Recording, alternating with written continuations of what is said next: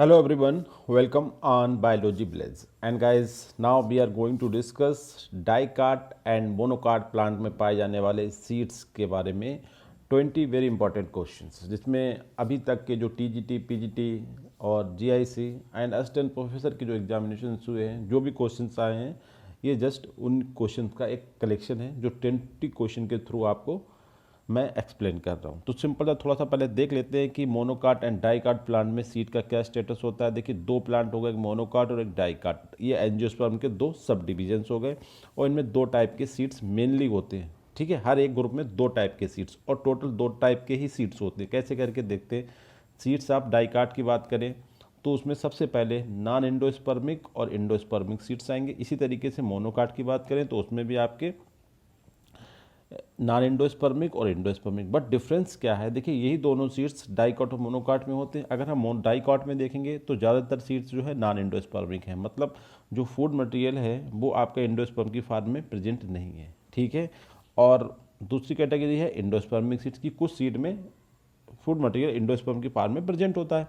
इसके अपोजिट अगर हम मोनोकाट में बात करें तो इसका रिवर्स कर देंगे कि मोस्ट ऑफ द सीड कैसे होते हैं, एंडोस्पर्मिक होते हैं, मतलब फूड मटेरियल एंडोस्पर्म की फॉर्म में उनमें स्टोर्ड होता है। जबकि कुछ नॉन एंडोस्पर्मिक भी होते हैं कि मतलब फूड जो होता है वो एंडोस्पर्म में स्टोर ना होकर कार्टिलेडन्स में होता है, तो उन्हें हम नॉन एंडोस्पर्मिक बोलेंगे। इन्हीं सीड्स के दूसरे नाम होते हैं गाइस। जैसे नॉन एंडोस्पर्मिक है तो उसे हम एक्स एल्बुमिनस बोलेंगे, और जो एंडोस्पर्मिक है उन्हें हम एल्बुमिनस बोलेंगे। एल्बुमिन का मतलब सिंपल सा फूड से होता है। नीचे लिखा भी है कि endospermic called albuminous, non endospermic called non albuminous seeds. तो अब हम इन पे डिफरेंट आपके 20 क्वेश्चंस को डिस्कस करेंगे। पहला क्वेश्चन है, in which are the following of seeds food stored in cotyledon. देखिए, हमने अभी क्या बताया कि जब फूड कार्टिलेडन्स में स्टोर्ड होता है, इसका मतलब एंडोस्पर्म जो रियल में फूड न्यूट्रिटिव टिश्यू होता है सीड का, उसमें फूड नहीं है। इसका मतलब कैसे सीड होंगे, नॉन एंडोस्पर्मिक। सिंपल सा कि फूड मटेरियल एंडोस्पर्म की फॉर्म में नहीं है तो ये नॉन एंडोस्पर्मिक होगा। फूड मटेरियल कहाँ है, कार्टिलेडन्स में है। Correct answer B. Second question देखते हैं, in which are the following seeds food stored in the endosperm. देखिए, इंडोस्पर्म में जब सीड स्टोर्ड होता है तब हम उन्हें क्या बोलेंगे, इंडोस्पर्मिक सीड बोलेंगे। अब यहाँ पे इंडोस्पर्मिक सीड ऑप्शन में है नहीं, तो सिंपल हमने बताया था इंडोस्पर्मिक का दूसरा नाम क्या होता है, एल्बुमिनस होता है। तो करेक्ट आंसर क्या हो गया, एल्बुमिनस सीड्स हो गया। सिंपल सा, सिंथेटिक सीड की तो बात ही ना करें। ठीक है, और नन ऑफ दी एबव भी गलत हो गया, बचा नॉन इंडोस्पर्मिक और एल्बुमिनस। तो इंडोस्पर्म में जब सीड स्टोर्ड होता है तो नॉन इंडोस्पर्मिक तो नहीं कहेंगे। सिंपल सा आंसर क्या हो गया, एल्बुमिनस सीड्स हो गया। दूसरा क्वेश्चन देखते हैं, तीसरा क्वेश्चन में, inside the non endospermic seed, मतलब non endospermic seed. Non endospermic seed कहाँ पे होंगे गाइस, देखिए सिंपल सा, नॉन इंडोस्पर्मिक सीड हमने आपको क्या बताया था, नॉन इंडोस्पर्मिक जो सीड होंगे वो आपके डाइकाट में होंगे। ठीक है, कहाँ पे होंगे, डाइकाट में होंगे। जो वेजिटेबल्स होती हैं उनके सीड्स होते हैं नॉन इंडोस्पर्मिक। कहने का मतलब जो फार्मर्स होता है, जो किसान होता है, वो हर बार सब्जियों के नए बीज मार्केट से परचेज करता है। वो अपने घर पे स्टोर्ड सीड को नहीं करता, क्योंकि उनके अंदर जो फूड मटेरियल होता है वो कार्टिलेडन्स में होता है। कार्टिलेडन्स का फूड मटेरियल बहुत जल्दी वो इस्तेमाल कर लेते हैं। कहने का मतलब उनका जो टाइम पीरियड होता है, जो जर्मिनेशन की जो स्टेटस होता है, वाइबिलिटी पीरियड होता है, वो खत्म हो जाता है। जबकि इसके अपोजिट जो मोनोकाट के सीड होते हैं, आपने देखा होगा वीट और राइस, बहुत कई साल पुराने सीड से भी हम जो न्यू मतलब टाइम चल रहा है, जो प्रेजेंट टाइम है, जो बरसात का टाइम चल रहा है, जब हम धान की फसल लगाते हैं तो हम क्या करते हैं, अपने घर से ही मतलब धान की क्रॉप लेके लगा देते हैं। मतलब अपना पुराना जो खाने वाला सीड धान होता है उसी को हम कर देते हैं, क्योंकि वो आपका मोनोकार्टिलेडन्स है। मोनोकार्टिलेडन्स के सीड जो होते हैं वो इंडोस्पर्मिक होते हैं। कहने का मतलब उनके अंदर जो फूड मटेरियल होता है वो इंडोस्पर्म में रिजर्व होता है, और इस तरीके से वो कई जर्मिनेट करने का जो टाइम होता है बहुत ज़्यादा होता है। तो क्वेश्चन है कि inside the non endospermic seeds of dicot both cotyledons are hinged. Hinge का मतलब होता है लाइक दैट, ये दोनों कार्टिलेडन्स हो गए, ये एक दूसरे के साथ अटैच है, दैट लाइक दिस। ठीक है, hinge to an axis and so they open as a book. और ये जो पूरे दोनों ओपन होते हैं एक बुक की तरह खुल जाते हैं। This axis is known as, तो सिंपल आपको बताया कार्टिलेडन किसका पार्ट है गाइस, सेकंड एम्ब्रियो का पार्ट होता है। और एम्ब्रियो में दोनों कार्टिलेडन जो होते हैं एक एक्सिस के थ्रू अटैच हो जाते हैं, जिससे आपका प्लूम्यूल, रेडिकल, एपिकोटाइल, हाइपोकोटाइल का फॉर्मेशन होता है। तो इस एक्सिस को हम क्या बोलते हैं, इस एक्सिस को हम बोलते हैं टेग्लियम। करेक्ट आंसर आपका क्वेश्चन नंबर 3 का ए। ना क्वेश्चन नंबर 4 में बात करते हैं, काफ़ी इंपॉर्टेंट क्वेश्चन है। पूरी इस 20 क्वेश्चन में सबसे ज़्यादा पूछा जाने वाला क्वेश्चन है ये गाइस, कि एक स्ट्रक्चर बनती है जिसका नाम होता है कॉर्नकल, कॉर्न अंकल ऐसा समझ सकते हैं इसे। Is a structural outgrowth या structural proliferation of integument which almost enclosing the hilum in seeds of. देखिए कार्नाकोल एक एक्स्ट्रा स्ट्रक्चर्स है जो कि रियल में अगर देखें तो स्ट्रक्चरल आउटग्रोथ या प्रोलिफरेशन है किसका, इंटेगुमेंट का। और आपको ये भी बता दें किसका है ये पार्ट, आउटर इंटेगुमेंट का है ये, विच ऑलमोस्ट हाइलम वाला जो पार्ट होता है जो आपने देखा होगा जब हम ओव्यूल का डायग्राम बनाते हैं, ठीक है, तो जो हाइलम होता है उसे पूरी तरीके से ये जो स्क्रेच होता है यहाँ पे जो इसका कट स्टॉक से उसे कवर किए होती है। और ये स्ट्रक्चर कार्नाकुल सब में नहीं पाई जाती, ये कुछ में पाई जाती। तो आप दी फॉलोइंग जो 4 प्लांट्स हैं किन में से ये स्ट्रक्चर पाई जाती है। कार्नाकुल लाइफ की जो स्ट्रक्चर होती है, structural modification of the outer integument of the seeds is present in the castor. ध्यान रखना, वेरी इंपॉर्टेंट क्वेश्चन है, ये कैस्टर में पाया जाता है। एंड क्वेश्चन नंबर 5 में बात करते हैं, caruncle is proliferation in the castor seed develops from. देखो उल्टा क्वेश्चन कर दिया, उन्होंने बता दिया कैस्टर बनती है, मगर डेवलप किससे होती है, फ्रॉम, हमने बताया आपको आउटर इंटोगमेंट का मॉडिफिकेशन होता है कार्नाकिल कैस्टर में। कैस्टर क्या है, एक डाइकाट। क्वेश्चन नंबर 6 में हम बात करते हैं, इनमें the following is true about the seed organization. हम ऑलरेडी से पहले बता चुके हैं कि रेडिकल क्या है, प्लूमिल क्या है, हाइपोकोटाइल क्या है और एपिकोटाइल क्या है।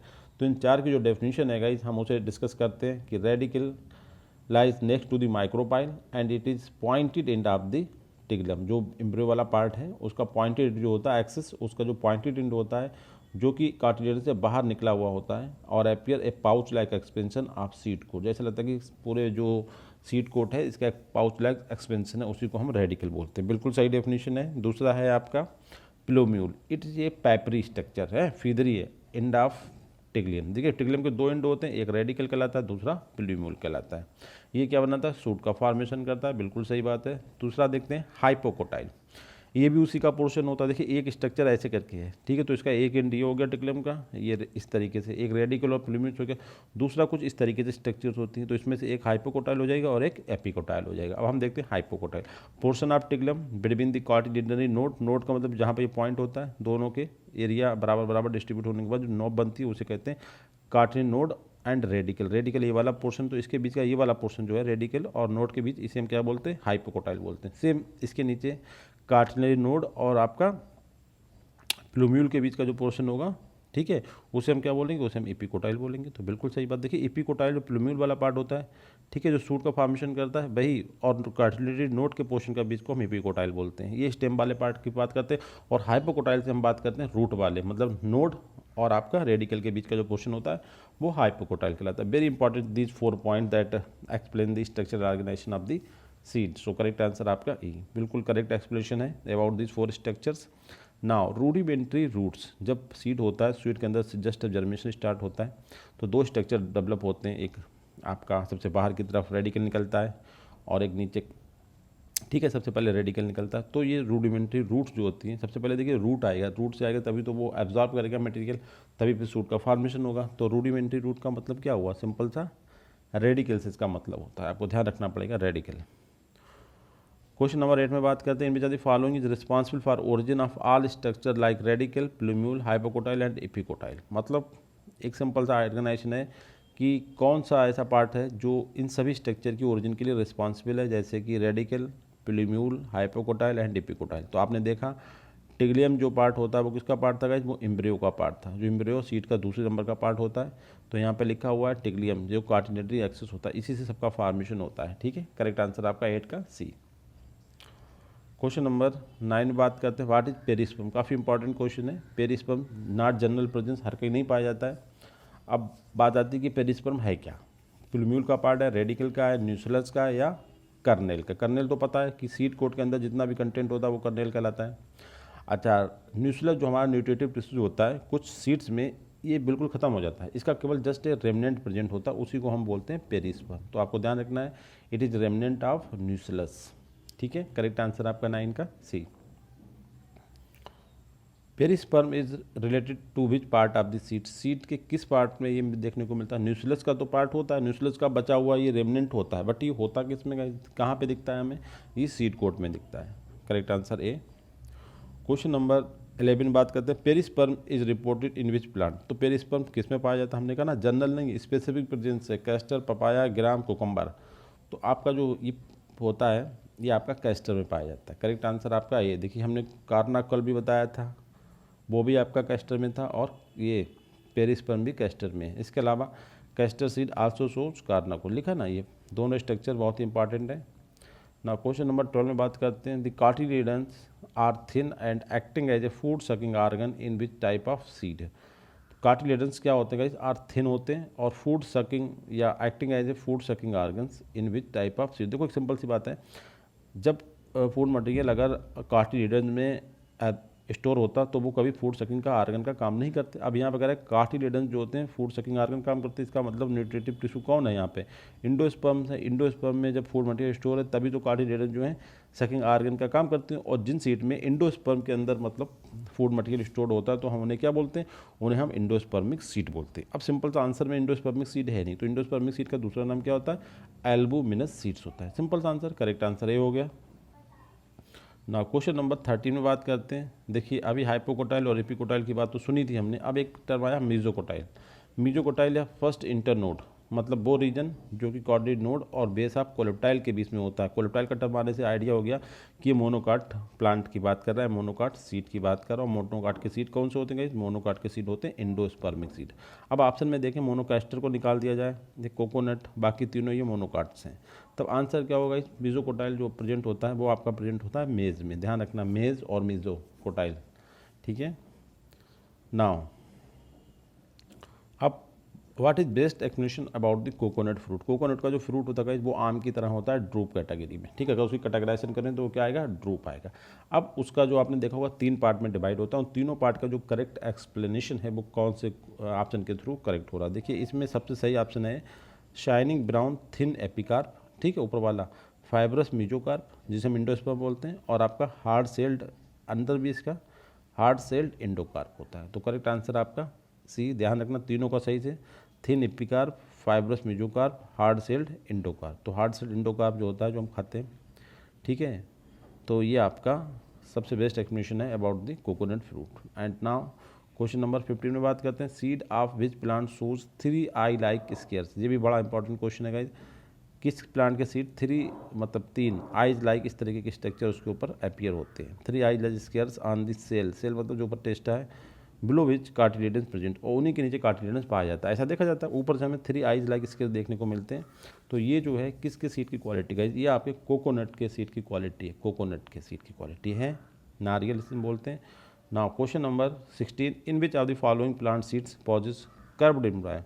किन प्लांट में कर्व्ड एम्ब्रायो हो, तो आपने देखा था गाइस जो हमने जब आपको एम्ब्रियो पढ़ाए थे ओव्यूल, तो आपने कर्व्ड ओव्यूल किसमें देखा था, कार्नाकुलर या कर्वेचर वाला जो पॉइंट था ओव्यूल, वो किन उनमें पाए गए थे फैमिलीज में, या कुछ उनका एग्जाम्पल आपको ध्यान हो तो बताइए। तो हमने यहाँ आपको एक नंबर ऑफ एग्जाम्पल दे दिए, करेक्ट आंसर आपका ये देखिए, कर्व्ड एम्ब्रायो पाया जाता है आपका पोथोस, बैलिस्नेरिया जो कि हाइड्रोफोटिक होता है, एलिस्मा और एमार्फोफाइलस, ये 4 प्लांट हैं जिनमें कर्व्ड एम्ब्रियो पाया जाता है। तो एग्जाम में इन्हीं में से कोई आपका एक एग्जाम्पल होगा, अगर कर्व्ड एम्ब्रियो के बारे में क्वेश्चन आता है तो आप इन 3-4 प्लांट्स के नाम ध्यान रखें। बैलिस्नेरिया सबसे इंपॉर्टेंट है, एलिस्मा, एमार्फोफाइलस एंड पैथोस, ये 4 प्लांट हैं जिनमें कर्व्ड एम्ब्रियो पाया जाता है। एंड क्वेश्चन नंबर 17 में बात करते हैं, बॉटनिकल नेम ऑफ बीन। देखिए इसे डिस्कस इसलिए करा है कि सबसे सिंपल टर्म होता है बीन या सेम, ठीक है, और इसका बॉटनिकल नेम होता है डोलिकोस लैबॉब, ठीक है। जो यहाँ पर सीड का मोनोकाट की बात करते हैं बीन या सेम, तो डोलिकोस लैबॉब, ये पाइथम सटाइवा मत समझ लेना कि मीठी मटर है वो, ठीक है।